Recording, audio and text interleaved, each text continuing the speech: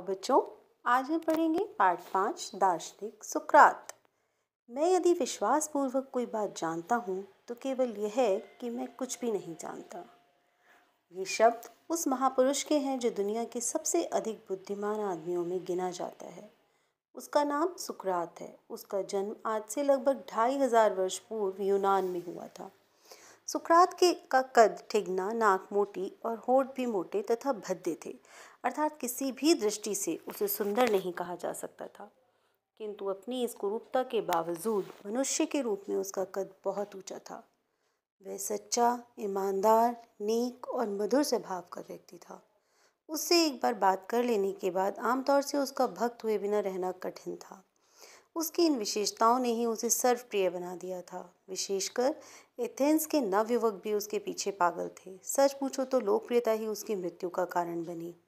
सुकरात का जन्म ईसा से 469 ईसा पूर्व यूनान देश के एथेंस राज्य में हुआ था। उसके पिता का नाम सोफ्रानस्कस और माता का नाम फेनारेते था। सोफ्रानस्कस शिल्पकार था और पत्थर काटकर मूर्तियां बनाने का काम करता था। सुकरात भी पिता के कारोबार में हाथ बटाने के लिए शिल्पकारी का काम सीखने लगा। एथेंस राज्य में हर नागरिक के लिए कुछ दिन सेना में काम करना अनिवार्य था। जवान होते ही सुकरात को भी सेना में भर्ती होना पड़ा और उससे 3 युद्धों में भाग लिया। उन युद्धों के दौरान कितनी ही ऐसी घटनाएं घटी जिनसे सुकरात की चारित्रिक विशेषताओं का पता चलता है। सुकरात के 2 विवाह हुए थे। दूसरी पत्नी बड़ी कर्कशा थी। वह छोटी छोटी बात पर डांट फटकार और झगड़ा आरंभ कर देती थी, पर सुकरात शांति के साथ उसकी जली कटी बातें सुनता रहता था। इस पर एक दिन किसी ने सुकरात से पूछा, तुमने ऐसी बुरी और औरत से विवाह ही क्यों किया? सुकरात ने मुस्कुराते हुए उत्तर दिया, भाई मैं चाहता हूँ तरह तरह के लोगों के साथ मेल मिलाप पैदा करूँ और उनकी भली बुरी बातें सुनने की आदत डालूँ। इसलिए मैंने इस कर्कशा नारी से विवाह किया है। मुझे विश्वास है कि यदि इसकी बातों को मैं धीरज से सुन सका तो औरों की बातें भी आसानी से सह लूँगा। एथेंस का एक धनी नागरिक क्राइटो सुकरात की ऐसी बातों से प्रभावित होकर उसका मित्र बन गया। वह सुकरात को सभाओं में ले जाने लगा जिनमें ज्ञान की चर्चा होती थी। उन सभाओं में बैठकर सुकरात ध्यान से सबकी बातें सुना करता, पर उसकी ज्ञान की प्यास न बुझ पाती और वह प्रश्नों की झड़ी लगा देता। सुकरात की सबसे बड़ी विशेषता यह थी कि वह लोगों को उन बातों के विषय में नए सिरे से सोचने पर विवश करता था जिन्हें वे बिना किसी सोच विचार के आंख मूंदकर मानते आए थे। युवक उसके प्रश्नों से झल्ला तो उठते थे, पर सुकरात से दूर नहीं भाग पाते थे। उन्हें सुकरात के पीछे दीवाना होते देखकर समाज के धनी मानी और बड़े लोग घबरा उठे। उन्हें आशंका हुई कि सुकरात युवकों को भड़का रहा है और उन्हें रास्ते से हटाकर एक नई और गलत राह पर चलने की सीख दे रहा है, जबकि वे सुकरात जैसे ज्ञानी व्यक्ति से यह आशा करते थे कि वे युवकों को सही मार्ग पर चलने का परामर्श देगा। उनके सनातन राह ही सही थी, कोई नहीं राह सही नहीं हो सकती। किंतु सुकरात का विश्वास इससे भिन्न था। वह यह नहीं मानता था कि जो आरंभ से होता आया है वही आगे भी होता रहेगा। वह एक ईश्वर में विश्वास करता था और यही उसका धर्म था। उसे विश्वास था कि मृत्यु उसके इस विश्वास और धर्म को नष्ट नहीं कर सकेगी। अंत में संघर्ष की घड़ी आ गई। एथेंस में भ्रष्टाचार व्याप्त था। उसकी बागडोर कुछ ऐसे व्यक्तियों के हाथ में थी जिन्हें इतिहासकारों ने अत्याचारी ही कहा है। उनके अत्याचारों का अंध समर्थन करने वाले लोगों का भी एक गिरोह पैदा हो गया था जिन्हें सोफिस्ट कहा जाता था। उनका धंधा धुआंधार भाषण देना और सत्य को असत्य तथा असत्य को सत्य प्रमाणित करना था।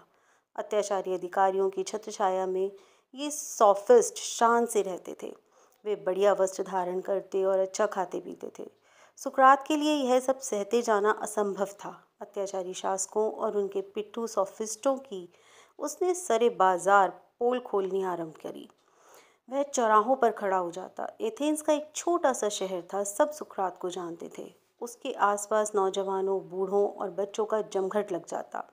हर बात को सुकरात शुद्ध और निर्मल सत्य की कसौटी पर परखता। सुनने वाले शंका उठाते और वह उनसे प्रश्न करके उन्हीं के उत्तरों से उन शंकाओं को दूर करता था। कुछ ही दिनों में यूनान की सरकार सुकरात की शत्रु बन गई। उसने सुकरात पर यह आरोप लगाकर मुकदमा चलाया कि युवकों को शासन के विरुद्ध भड़काता है। उन दिनों यूनान के न्यायालयों में सभी प्रकार के लोगों की भीड़ लगी रहती थी। मुकदमों के फैसलों में जजों के अतिरिक्त उस भीड़ का भी बहुत योगदान होता था। उन दिनों यूनान के लोग इसे ही जनता का राज कहते थे। सुकरात ने अदालत में अपने ऊपर लगे आरोपों का बड़ी सूझबूझ के साथ खंडन किया। जजों पर उसकी दलीलों का गहरा प्रभाव पड़ा और उन्होंने सुकरात को कर देने की राय प्रकट की। किंतु अदालत में मौजूद सुकरात के विरोधियों की संख्या अधिक थी और उन्हें सुकरात के लिए मौत की सज़ा की मांग की।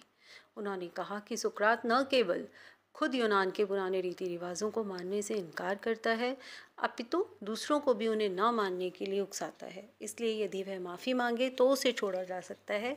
लेकिन सुकरात ने माफ़ी नहीं मांगी और जजों ने अपनी इच्छा के विरुद्ध विवश होकर सुकरात को मौत की सज़ा दे दी। सुकरात के कुछ मित्र और अनुयायी उसे हर कीमत पर बचा लेना चाहते थे। उन्होंने बंदी गृह के कुछ अधिकारियों को रिश्वत देकर सुकरात को बंदी गृह से भगा लाने में मदद देने के लिए तैयार कर लिया।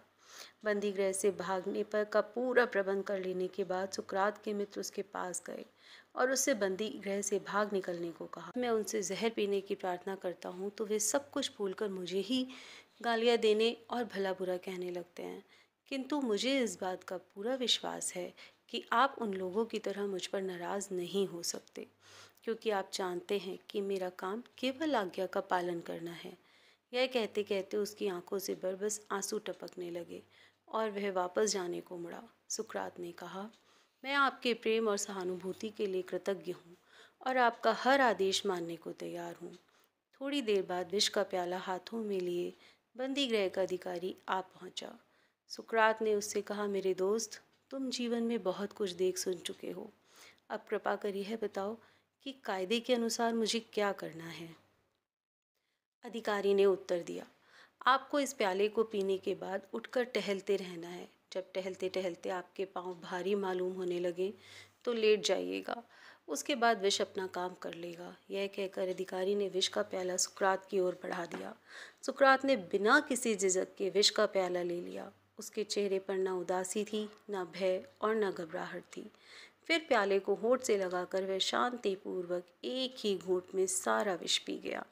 साथियों और हमदर्दों को रोते देखकर उसने कहा, यह क्या लड़कपन है। मैंने इसी रोने पीटने के से बचने के लिए औरतों को यहाँ से हटा दिया। कहते हैं कि आदमी को शांतिपूर्वक मरना चाहिए। बस चुप हो जाओ और धीरज से काम लो। यह सुनकर वे सब बहुत लज्जित हुए और चुप हो गए। सुकरात बराबर टहलता रहा। जब उसके पांव जवाब देने लगे तब वह सीधा लेट गया। अधिकारी लगातार उसके पाँवों की ओर देखता रहा। थोड़ी देर बाद उसने सुकरात का पाँव जोर जोर से दबाकर पूछा, कुछ महसूस होता है?